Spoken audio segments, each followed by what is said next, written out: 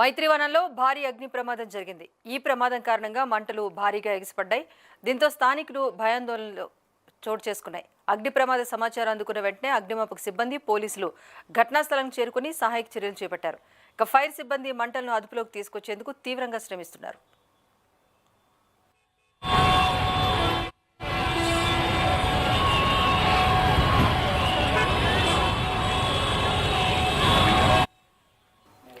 మైత్రివనం సమీపంలో మెయిన్ రోడ్డుపైనే ఉన్న KSR fashions దుకాణంలో ఒక్కసారిగా మంటలు చెలరేగాయి.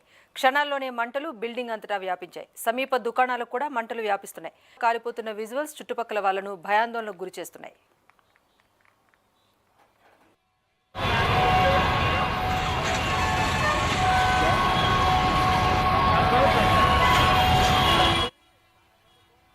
మూడు అంతస్తుల ఈ బిల్డింగ్ మంటల్లో చిక్కుకుంది. ఈ బిల్డింగ్ చుట్టూ హోటళ్లు, రెస్టారెంట్లు, కంప్యూటర్ షాపులు, సెల్ ఫోన్ షాపులు ఇలా చాలా వరకు దుకాణాలు ఉన్నాయి.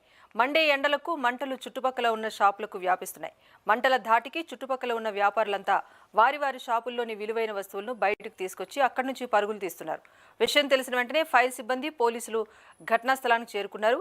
చుట్టుపక్కల ప్రాంతాలకు మంటలు వ్యాపించకుండా చర్యలు తీసుకుంటున్నారు. మంటలను అదుపు చేసేందుకు ప్రయత్నిస్తున్నారు. కేఎస్ఆర్ ఫ్యాషన్ షాప్లో అన్ని దుస్తులే కావడంతో మంటల కూడా తీవ్ర స్థాయిలో ఎగసిపడుతున్నాయంటున్నారు అధికారులు.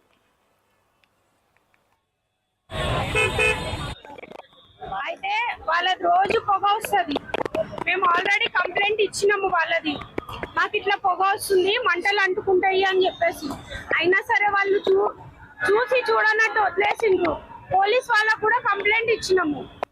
మా సెకండ్ ఫ్లోర్ లో స్టార్ట్ అయింది మంటలు మొత్తం. మేము చూసే లోపే చాలా ఎక్కువ అయిపోయినాయి మంటలు మొత్తం. అది హోటల్ కింద బ్యాక్ సైడ్, మాకు లిటరల్ గా బ్యాక్ సైడ్ హర్ష మిల్స్.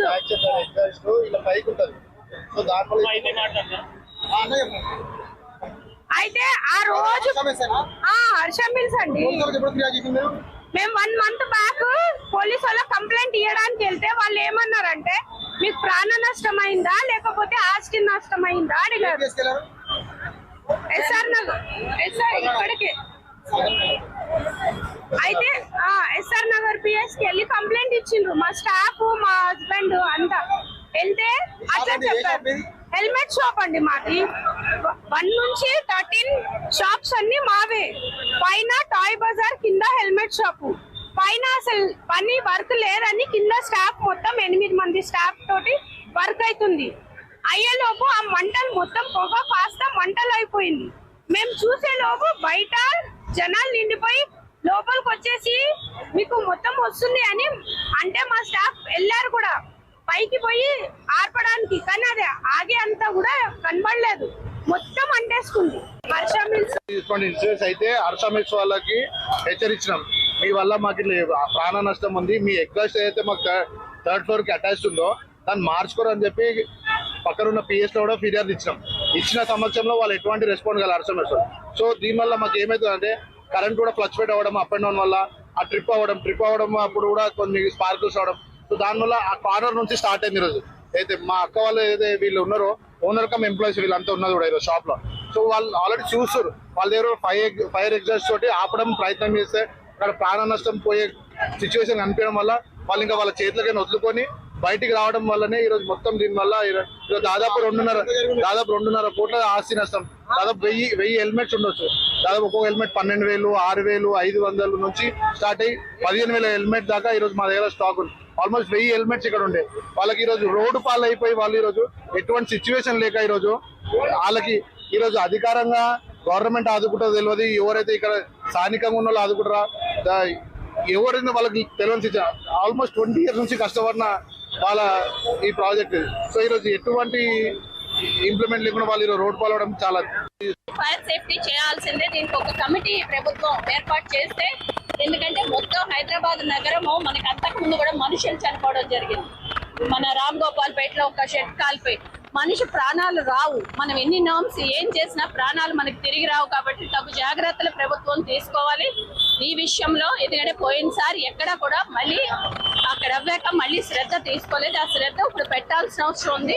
ప్రజల శ్రేయస్సు కోసం ప్రభుత్వం పనిచేయాల్సిన అవసరం. ఫైర్ సేఫ్టీ చేయాల్సిందే. దీనికి 12:30 టైంలో ఇక్కడ ఫైర్ యాక్సిడెంట్ జరిగింది హెల్మెట్ బజార్లోని షాప్ లో అని చెప్పి ఇన్ఫర్మేషన్ రాగానే Madhura Nagar and Sanjeev inspector ACP అందరినీ ఇమీడియట్ గా స్పాట్ కి పంపించిన వాళ్ళు వచ్చినారు.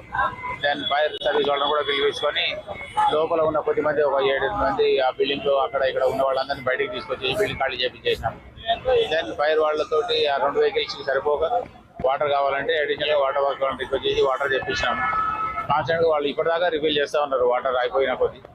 ఆ తర్వాత ఫైర్ సీనియర్ ఆఫీసర్స్ మాట్లాడితే వాళ్ళు ఇంకా అడిషనల్ గా ఇంకొక 5-6 వెహికల్స్ తెప్పించాం. మొత్తం 7 వెహికల్స్ ఇప్పుడు కంటిన్యూస్ గా వర్క్ చేస్తా ఉన్నాయి.